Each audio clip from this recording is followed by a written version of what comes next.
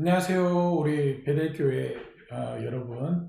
자, 목사님하고 같이 하는 우리 독서 리뷰 또 시작하도록 하겠습니다. 조금 어려울 수도 있죠. 그죠? 근데 여러분들 어떻게 해요? 이제 성경이 무엇인지 좀 감이 오나요? 오늘도 마찬가지로 자, 성경의 정경성에 대해서 오늘은 조금 배워보도록 하겠습니다. 자, 성경의 정경성이란 건 뭐냐면 다른 말로 하면 캐논이에요. 캐논, 기준.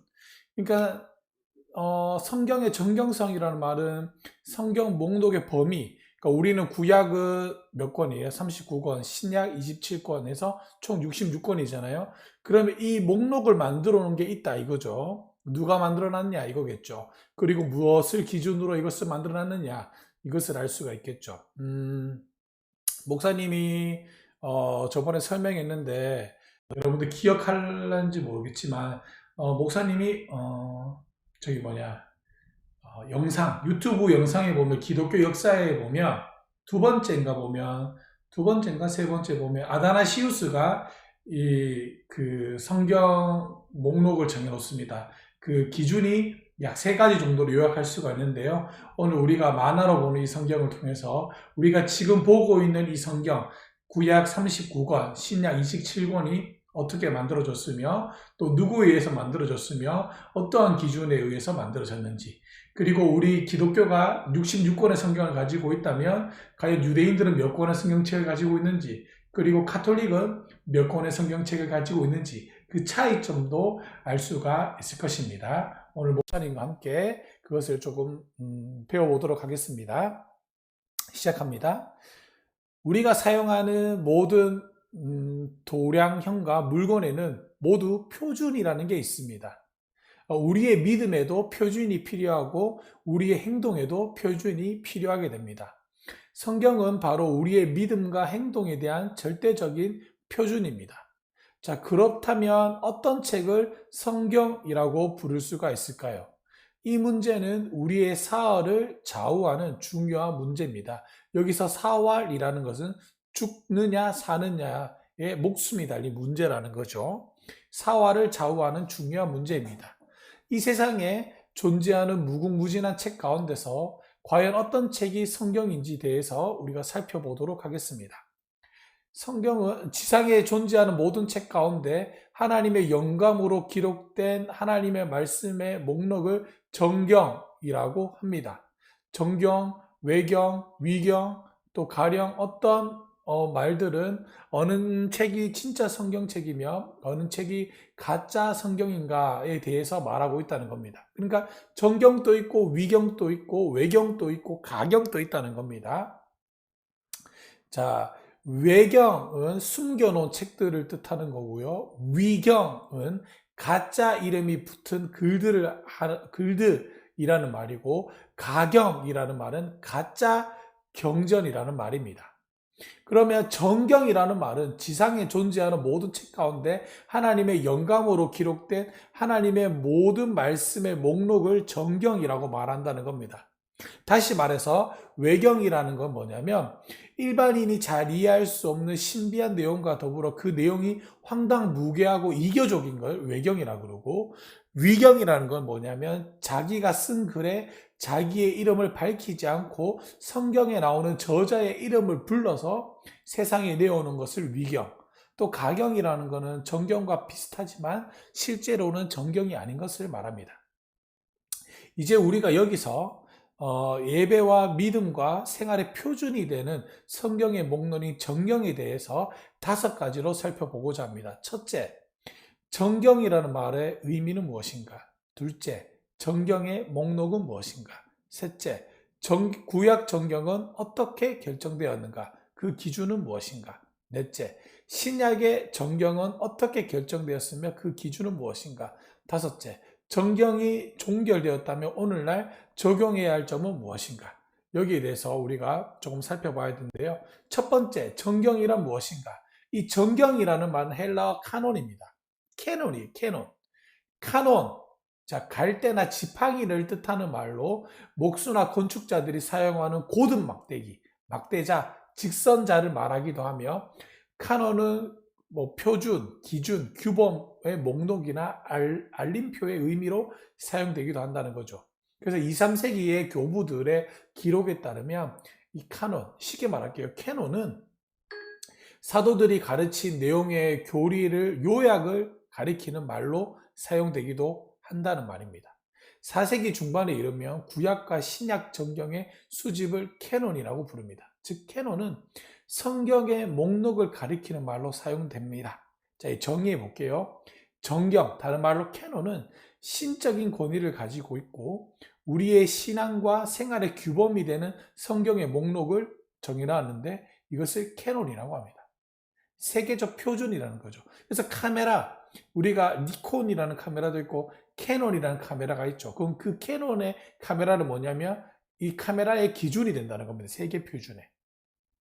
둘째, 그렇다면 정경의 목록은 어떻게 될까요? 기독교인들이 사용하는 정경은 어떤 게 있을까요? 자, 구약 성경 39권과 신약 성경 27권을 합쳐서 우리는 66권, 성경의 모든 책은 66권이다라고 얘기합니다. 자, 그래서 우리가 성경을 펴서 순서대로 한번 외워보면, 자, 구약 성경은 또 네 가지로 나눌 수가 있는데요. 율법서, 역사서, 시가서, 예언서 이렇게 나눌 수가 있습니다. 또 율법서는 5권, 역사서는 12권, 시가서는 5권, 예언서는 17권. 똑같이 신약도 네 가지로 나눌 수 있는데요. 복음서, 역사서, 서신서, 예언서 이렇게 나눌 수가 있다는 겁니다. 유대교는 우리가 구약 성경이라고 부르는 책을 타나크라고 부르는데요. 율법서, 예언서, 성문서 이렇게 세 부분으로 나눕니다. 타나크의 목록은 다음과 같는데요. 율법서, 예언서, 성문서 이렇게 세 가지로 크게 나눌 수가 있다는 겁니다. 오늘 우리 기독교인들이 사용하는 구약 성경 39권과 유대인들이 사용하는 히브리 성경 23권을 비교해 보면 내용은 동일하지만 배열 순서가 달라요. 대표적으로 그런 게 있어요. 조금만 우리가 곁길로 나가면 우리는 구약 성경 39권 가운데 구약의 마지막 성경이 뭐예요? 말라기죠. 그런데 히브리인들이 보는 이 히브리 성경은 마지막 서가 뭐냐면 역대하로 끝납니다. 이게 좀 달라요.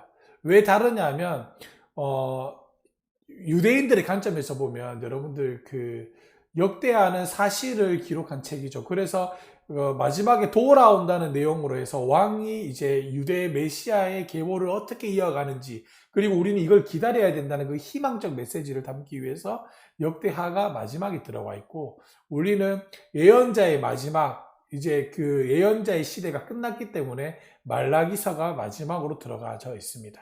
나중에 목사님이 좀 더 시간이 되면 좀 더 세부적으로 말해줄 수가 있을 텐데 하여튼 조금 다르다는 거예요.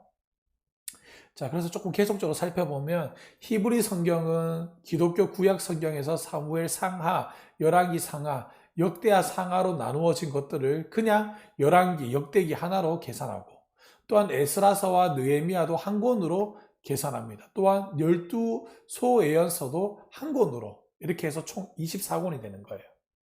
때로 유대교인들은 히브리어 알파벳 글자 22개에 맞추기 위해서 사사기와 룻기를 한 권으로, 에레미야와 에레미야 애가를 한 권으로 계산하기도 합니다.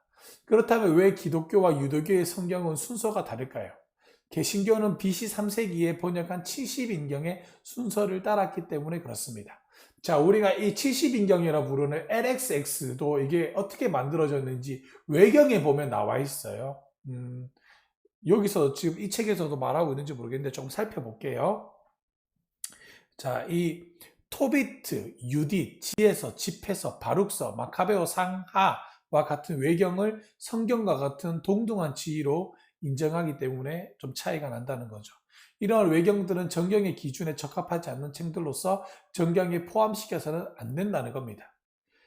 자, 구약시대 외경들은 주로 구약시대의 말기와 기독교 초기의 유대 민족의 암울한 시대 상황에서 나온 것들입니다. 신약시대의 외경들을 다루는 주제는 성경이 없는 내용으로 예수님의 어린 시절, 예수님이 십자가에 달려 돌아가신 때부터 부활하실 때까지 성모 마리아나 사도들 또는 내세의 삶을 다루고, 그렇다면 이러한 외경들은 어떠한 가치를 지니고 있는가? 마틴 루터는 이렇게 얘기합니다. 성경과 같이 볼 수는 없지만 쓸모있고 좋은 책들이다 이렇게 얘기해요. 그래서 목사인 저도 신학자이기 때문에 저도 박사학위를 준비하고 있는 신학자이기 때문에 외경과 위경도 읽기는 해요. 왜냐하면 그 시대에 기록된 다르긴 다르지만 어쨌든 역사적으로 가치가 있기 때문에 신학자들은 보기도 한다는 겁니다. 마틴 루터도 이렇게 봐요. 권위는 다르지만 그렇다고 해서 쓸모없는 책들은 아니라는 겁니다. 자, 웨스트민스터 신앙고백서에는 외경에 대해서 이렇게 이야기합니다. 보통 외경이라 불리는 책들은 영감에 의한 것이 아니기 때문에 경전의 일부가 될 수는 없고 하나님의 교회 안에서 어떠한 권위도 행사할 수 없다. 이 외경이란 다른 책들과 달리 인정될 수도 없고 사용될 수도 없다. 그래서 학자들은 외경을 이렇게 이야기합니다. 신구약 중간 시대와 성경 해석 배경에 많은 도움이 된다. 예, 그래서 목사인 저도 목사이면서 또는 신학자이기 때문에 이 성경을 연구하는데 외경들이 도움이 된다는 겁니다. 자, 셋째, 구약 성경의 39권 정경에 대해서 살펴보겠습니다. 구약 성경 39권은 우리의 믿음과 삶의 유일한 권위입니다. 구약은 BC 1500년부터 BC 400년까지 1000년 이상 동안 기록되어 있는데요.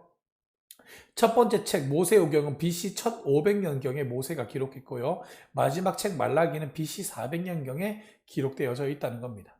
구약 성경의 내용 중에서 가장 먼저 기록된 것은 하나님이 친히 돌판에 새겨주신 십계명입니다. 이 십계명은 언약궤 안에 보관되어져 있었습니다. 하나님이 직접 모세에게 기록하신 십계명 이후 하나님은 모세를 비롯한 이스라엘의 선지자들에게 하나님의 말씀을 기록하도록 했죠. 하나님은 모세, 여호수아, 사무엘, 이사야, 예레미야, 에스겔, 하박국 선지자들을 통해서 자신을 계시하셨습니다. 나타내 보이셨다는 겁니다. 그러므로 구약 성경의 정경의 기준은 크게 두 가지인데요. 첫째는 저자가 선지자이며 예언의 은사를 받은 사람인가. 여기 포함되어야지만 정경이 들어올 수 있고, 두 번째, 이스라엘 공동체가 성경으로 인정하고 사용하고 있는가. 우리도 같이 유대 분파로 나왔기 때문에 유대인들이 이것을 성경으로 인정하고 보고 있는가. 만약에 유대인들이 성경을 인정하지 않는데 우리가 인정했다라고 하면 그것 또한 문제가 되는 거예요. 그래서 이 두 가지의 기준에 의해서 우리는 39권 정경으로 받아들였다는 겁니다. 어떠한 글이 하나님의 말씀인지를 구별할 때 가장 중요한 것은 바로 선지자의 글이 하나님의 영감으로 기록되었는가 아닌가를 판단한다는 겁니다. 그러므로 이스라엘 사람들에게 참 선지자와 거짓 선지자의 구별은 중요한 거죠. 그래서 여러분들 에스겔서에 보면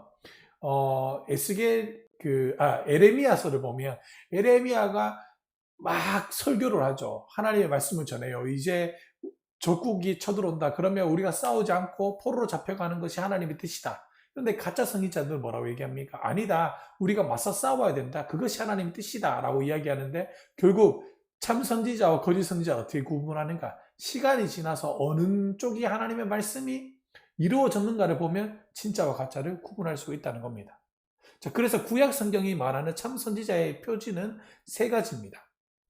여기서 말하는 표지는 기준이에요. 첫 번째, 그의 말이 참된 종교와 일치해야 된다. 두 번째, 그의 예언이 성취되어야 한다. 세 번째, 그의 말은 기적을 수반해야 한다. 이렇다는 겁니다.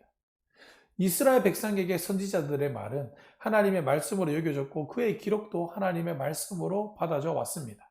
구약 정경은 모세로부터 시작해서 말라기 선지자에 이르러서야 종결되었습니다. 구약 성경의 기록이 끝난 이후 신약 성경이 기록되기 전까지 400년간의 기간을 우리는 신구약 중간시대라고 부릅니다. 근데 유대인들에게 중간시대라는 게 없어요. 이 기간은 하나님이 선지자를 통해서 하나님의 말씀을 기록하지 않는 침묵의 시간들이라고는 하지만 엄밀하게 말해서 침묵의 시간은 아니에요. 하나님은 계속해서 말씀을 하시긴 하셨어요.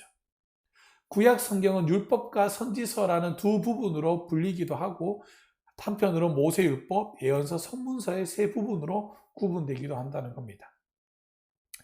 예수님도 구약 성경의 전부가 하나님께로부터 온 것임을 인정하면서 구약 성경을 세 부분적으로 율법과 선지서, 시편 혹은 이분법적으로 율법과 선지자서 이렇게 나누어서 부르기도 했다는 겁니다. 이처럼 구약 39권은 하나님의 섭리를 통해 이스라엘 선지자들이 기록했고 하나님의 백성들에 의해 받아졌으며 최종적으로 그리스도께서 구약이 하나님의 말씀이라고 인정해 주심으로써 구약 성경의 정경성은 신약 성경이 기록되기 전 최소한 200년 전에는 최종적으로 정경으로 확고한 권위가 있었다는 겁니다. 자, 이 순서가 어떻게 보냐면 이스라엘 선지자를 통해서 기록되어졌고요. 하나님의 백성들이 이를 받아들였고 예수님께서 인정하셨고 그렇다면 구약 정경성을 확보했기 때문에 포함되어진다는 겁니다. 넷째, 신약 성경의 27권에 대해서 살펴보면 신약 27권은 구약과 함께 동일한 우리의 믿음과 삶의 유일한 권입니다. 자, 그래서 살펴보면 복음서 4권, 역사서 1권, 서신서 21권, 예언서 1권 이렇게 볼 수가 있다는 겁니다. 이 모든 신약 성경은 약 AD 49년에서 95년까지 약 1세기 후반 50년 동안 기록되어졌습니다. 신약 성경 중에는 가장 먼저 기록되기 시작한 부분이 바로 서신서인데요. 오늘날처럼 출판 연도가 표시되지 않기 때문에 정확한 연도는 알 수가 없습니다. 그리고 복음서가 60에서 80년대에 기록되었고 사도행전은 누가복음과 마찬가지로 60년대에 기록되었습니다. 마지막으로 사도 요한이 쓴 편지와 요한계시록이 80년에서 90년도에 기록되어져 있는데요. 사도들이 죽고 난 후 다음 세대들이 성경책을 쓰기도 했습니다. 그러나 이런 책들이 교회 안에서 권위 있게 사용되어야 하는가는 문제에 직면하게 되죠. 왜냐하면 그렇죠. 사도들이 썼다는 거는 인정이 돼요. 그런데 사도들이 죽고 난 다음 세대들이 이게 쓴 게 과연 성경으로 받아줘야 되는가? 이 문제가 놓이게 된다는 거죠. 실제로 2세기부터 교회에는 성경의 정경성을 문제시하는 이단들이 등장하기 시작합니다.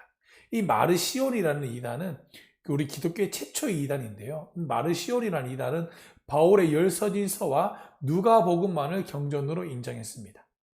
몬타누스 주의는 두 번째 이단인데요. 이 몬타누스 주의 이단은 반대로 성경의 숫자를 늘려버립니다. 이 영지주의자들도 자신들의 주장을 성경에 포함시켰는데요. 우리는 우리의 이론에 맞는 책들을 저술에 포함해서 시켰는데요. 영지주의자들도. 자, 교회의 최종 권위가 될 성경의 숫자를 분명하게 확정해야 됐죠. 초대교회는. 자, 2세기 동안 대부분의 교회들은 정경을 가지고 있었습니다. 그런데 325년 교회사의 아버지라고 불리우는 유세비우스는 신약 성경의 정경성과 관련해서 당시 존재하던 책들을 다음과 같이 네 부분으로 분류했습니다. 첫째, 교회에서 정경으로 확고하게 받아들이고 있는 책 22권. 둘째, 교회에서 정경으로 널리 받아들였지만 약간의 논쟁이 있었던 책 5권. 셋째, 교회에서 정경으로 받아들이지 않았던 책들. 넷째, 이단적인 문헌. 이렇게 구분했다는 겁니다. AD 367년에는 아다나시우스가 오늘날 우리가 사용하는 신약 정경 27권의 목록을 발표하게 되고요. 카르타고 공회 397년에 이것을 확정하게 됩니다.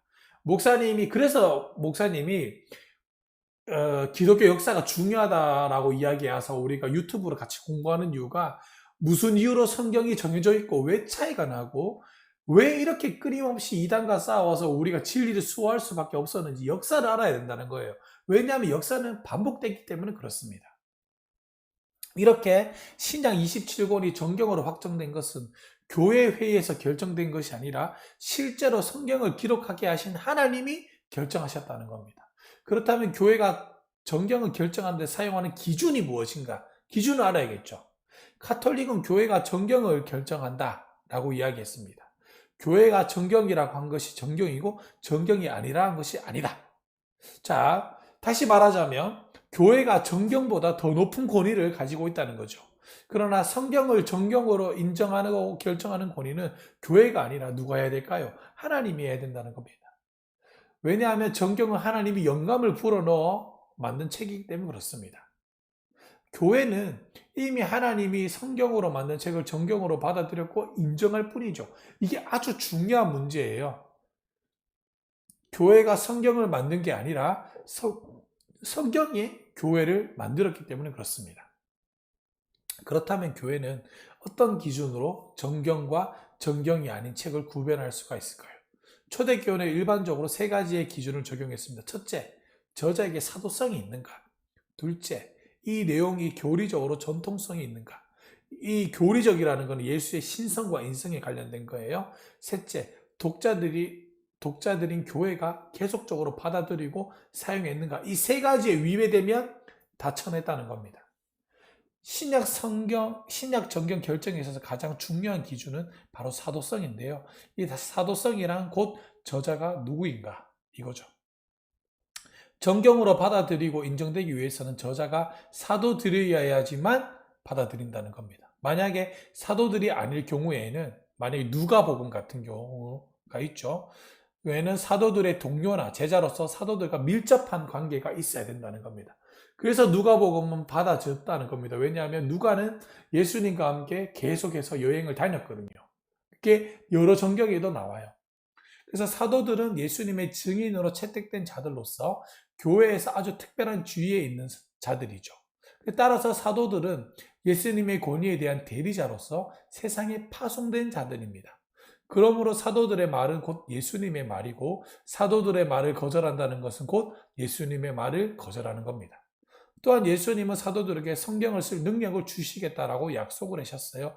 요한복음 14장 26절에 보시면. 이 때문에 신약 성경 27권 중 21권은 사도들이 기록했습니다. 또 그렇다는 거. 자, 그렇다는 겁니다.